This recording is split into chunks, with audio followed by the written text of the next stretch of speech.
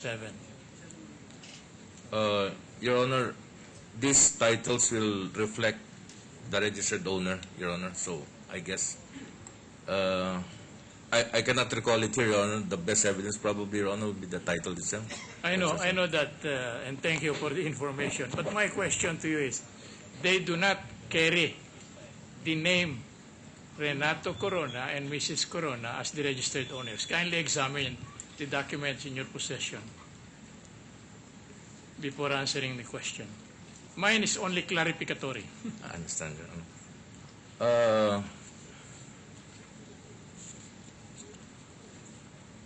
Your Honor, please, it is true that it may not be under their names, but the transmittal letter that the undersigned sent to the address, Your Honor, covers other names. That's why there's a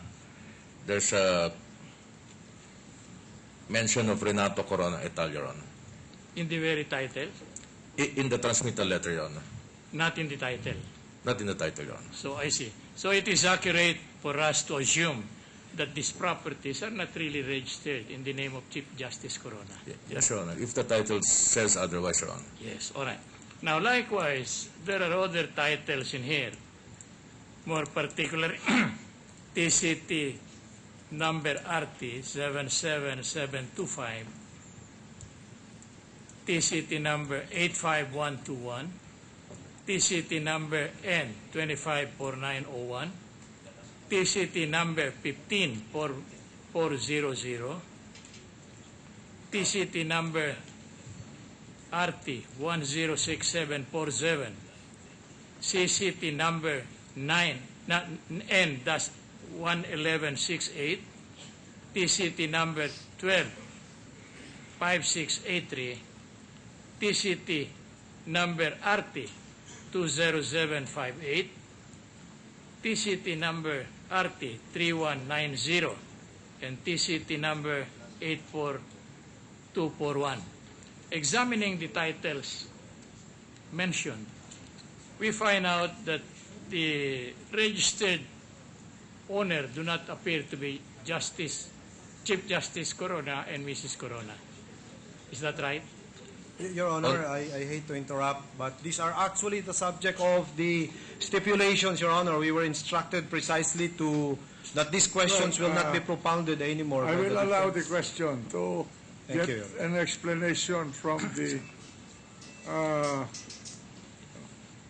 witness. The tendency of the question is to ask him why these were included in his list. Yes, Your Honor. You may answer. Yes, Your Honor. While the title itself, Your Honor, does not show that the registered owners are the Coronas et al., if you will trace, Your Honor, the council document for which these new titles are issued will have a bearing on the name search Corona et al., Your Honor. So, for instance, Your Honor, you mentioned number 24 that 154400. Let's have one example. The 15, registered TCT number N 154400. And the registered owners appear to be spouses Angelina T. Castillo and Constantino A. Castillo. this one, Your Honor, is from the search name Constantino Castillo, Your Honor. It's a namesake, Your Honor. All right. While it is true that there was an agreement that these titles do not appear to carry the name Justice Corona and Mrs. Corona, yet they were imputedly properties of Chief Justice Corona and his wife. Is that the implication of your certification? First of all, Your Honor, I did not issue a certification, Your Honor. No, What we provided the prosecution team are certified copies. And the letter, transmittal that I used, Your Honor, for the prosecution mentions, can I read into the record, Go Your ahead, Honor? please. Pursuant to your official request for information relative to the real estate properties registered in the name of Renato Corona et al., Your Honor. So it is very clear that the request deals with the property, with the registered properties of Chief Justice Corona. For information relative to the real estate properties. So, And you replied to this yes, sir. communication. this is the official transmittal, Your Honor, of the documents that I mentioned earlier. Correct. And kindly tell the Honorable Court where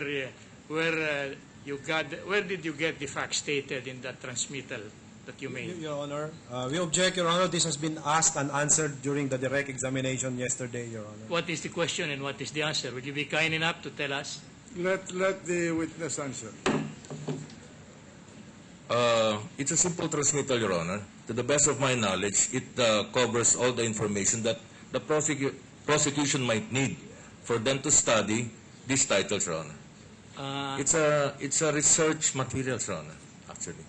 So it's not an affirmation or a confirmation that the titles, that the properties covered by the title in the name of other persons really belong to Mr. and Mrs. Corona. Definitely, Your Honor. All right. These are materials for them to further study, Your Honor. So it is the prosecution. Did I understand you correctly that it is the prosecution's job to study these matters that you extended to them? Is that what I gather from you?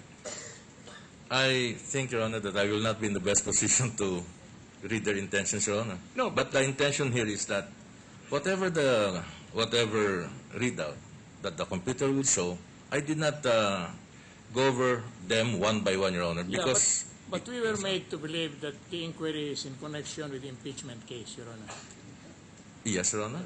And you knew that it's rather difficult and rather embarrassing if you made entries in any of your communication to them which is not true and correct. Yes, Your Honor. These are certified copies, Your Honor. Counsel, I beg your indulgence. Are you treating this witness as a hostile witness? Well, I was about to, Your Honor, in connection only with this aspect, Your Honor. Well, you have to qualify him as a hostile witness so that the questions will be properly authorized. All right, then. I will just withdraw the question is relative to that fact, Your Honor. Okay. Now, kindly tell us whether you have a hand in the examination of the title covering the Burgundy property.